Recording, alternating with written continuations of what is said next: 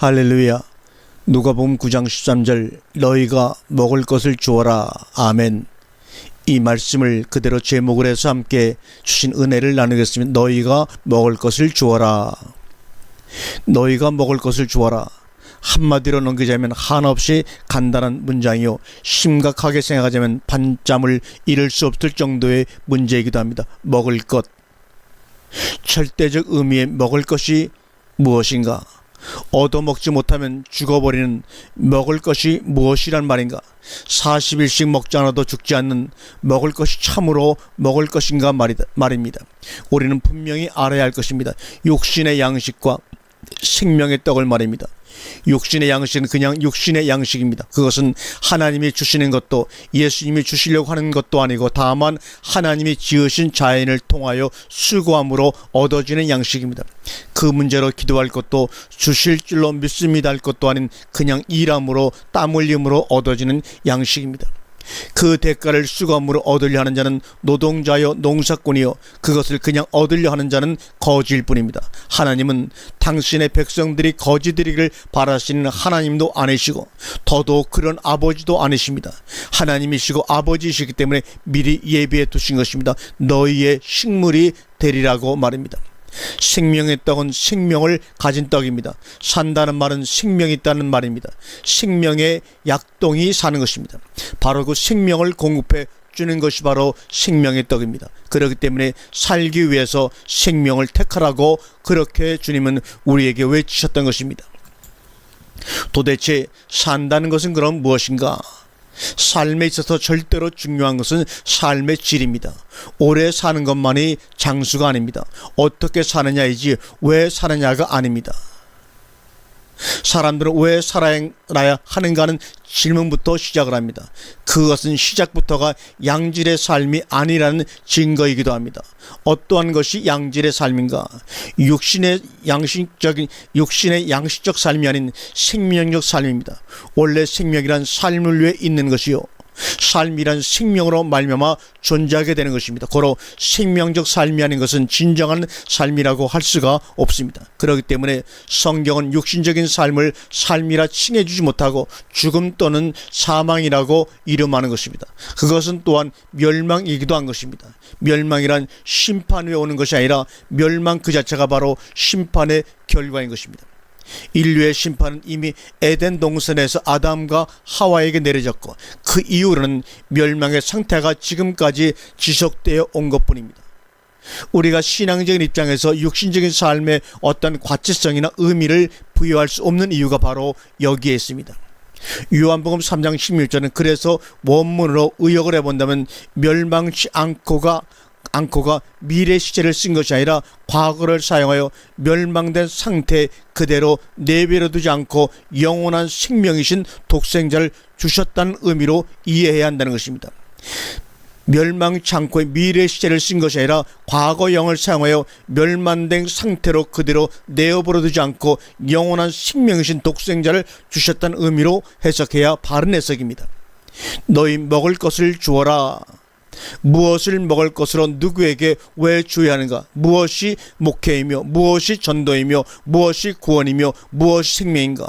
목회라고 하는 것은 실질적이고 사실적이며 구체적이어야 할 것입니다. 당회장이 되었으니 권리나 행사하고, 주일이 되었으니 설교나 하고, 신방 요청이 있으니 신방이나 해주고, 지방에나 노예 모임이 있으니 참석이나 하고, 교회당 자릿수나 채우고 유지나 잘 해나가는 것이 목회인가 말입니다. 그것은 아니지 않습니까? 너희가 먹을 것을 주어라. 결국 제자들은 5,000명 무리에게 자신들이 먹을 것을 나누어 주었습니다. 무엇을 어떻게 말입니까? 주님이 축사하시고 떼어주신 떡을 받아서 무리들에게 나누어 주었습니다. 이것이 한마디로 목회요, 전도요, 구원사역이요, 봉사입니다. 복잡하고 어렵게 생각하지 말기를 바랍니다. 받아서 준 것뿐입니다. 주실 분과 줄 떡이 있고 그것이 필요한 대상들이 있으면 되는 것입니다. 거기에 따른 절차나 방법이나 자격이나 이유가 있을 수가 없습니다. 아니, 있을 필요성조차도 없는 것입니다. 문제는 주실 분과 줄 떡을 만나지를 못했고 발견하지 못했다는 그것만이 우리에게 문제인 것입니다. 그렇기 때문에 아무 필요 없는 절차가 생겨나고 방법을 사용하며 자격을 요구하고 이유를 다는 것뿐입니다.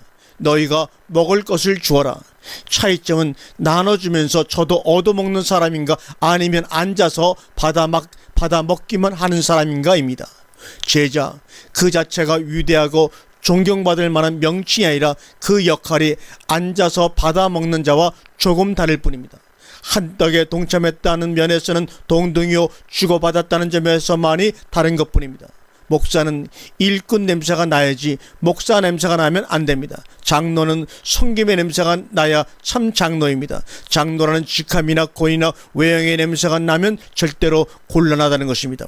일꾼은 다만 성실과 진실의 땀 냄새로 족할 것입니다.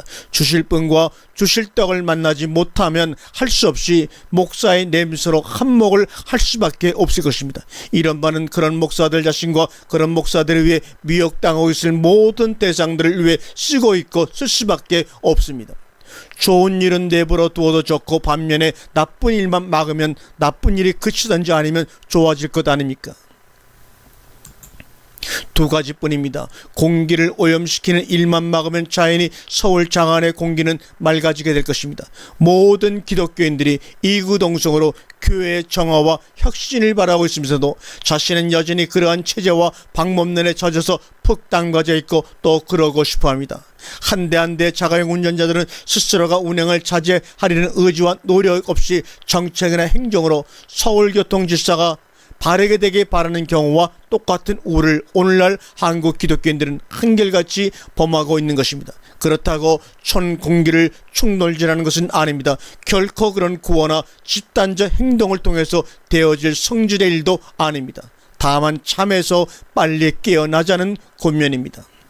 주실 분과 줄 떡을 만나지 못한 자들이 절대 대다수다 보니 그것이 상식화, 보편화, 정당화 내지는 정통이 되어서 유세를 떨치고 있는 현실이기에 그것이 잘못된 정통이라는 것 자체를 인정하려 들지 않을 뿐만 아니라 그러기 때문에 얼마나 어떻게 잘못되었는가를 알려고도 하지 않는다는 것입니다. 이것은 잠식에 완전히 빠져있는 경우나 마찬가지인 것입니다. 너희가 먹을 것을 주어라. 심부름을 좀 해달라는 말씀입니다. 떡을 만들라는 말씀도 아니고 사오라는 말씀도 아닙니다. 그러지도 못할 줄을 누구보다도 주님인 자신이 너무나 잘 아시고 계십니다.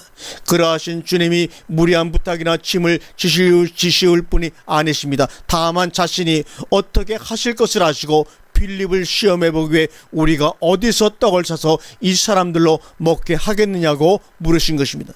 그 결과 무슨 말이 나왔는가? 200데나리온의 떡이 이들에게 부족하리이다. 그렇습니다. 방법론입니다. 방법론의 첫째는 200데나리온의 돈이 필요합니다. 그래서 오늘날도 교회는 곧 돈입니다. 떡이 아니라 돈인 것입니다. 떡으로는 말씀으로는 교회를 세울 수도 없으며 돈만 있으면 교회가 된다 이것입니다. 돈만 있으면 누구든지 신학을 졸업하고 목회를 할 수 있다 그겁니다. 방법론의 성공인 기독교가 되어버리고 말았습니다. 돈으로 살 수 있는 떡이 무슨 떡이며 돈으로도 살 수 없는 떡이 무슨 떡인가? 돈이 없으면 살 수 없는 떡이 있는가 하면 반면에 이사야는 외쳐 말하기를 돈 없이 값없이 와서 포도주와 젖을 사라고 그렇게 외쳤습니다. 돈 가지고 살 수 없는 떡 아니 돈 없어야만 살 수 있는 떡이 있다는 사실과 그 떡이야말로 참떡이라는 사실을 우리는 누구나 알아야 합니다. 돈 가지고 떡 살려고 덤비지 말라는 말입니다. 돈 가지고 목회하려고 돈 가지고 선교하려고 하지 말라는 말입니다. 돈으로 살 수 없는 떡, 돈 없이 살려고 하라 그 말입니다. 일용할 양식을 주옵시고 이 기도문 가지고 우리 조상들은 광야에서 먹을 것을 주었나이다라고 해석하지 말 것입니다. 너희가 먹을 것을 주어라. 무조건 주려고만 덤비지 말고 먹을 것이 무엇이며 그 먹을 것이 있는가를 살펴보라는 말입니다. 강단에 서서 떠들어댄다고 해서 하나님의 말씀도 아니요 양식도 아닙니다. 분명히 받아서 주는 것 이것이 양식입니다. 왜냐하면 주님 자신이 생명의 떡은 나라고 하셨기 때문에 말입니다. 그래서 주님은 떡집 베레트의 집 레헴의 떡에 먹을 것이 담겨있는 구유주 밥통 안에서 먹을 것으로 이 땅에 태어나신 것입니다. 사람이 이 떡을 먹으면 영생하리라. 요한복음 6장 5절의 말씀을 오늘도 우리의 신비 속에 뿌리 내리기를 원합니다. 사람이 이 떡을 먹으면 영생을 하리라. 아멘. 아멘.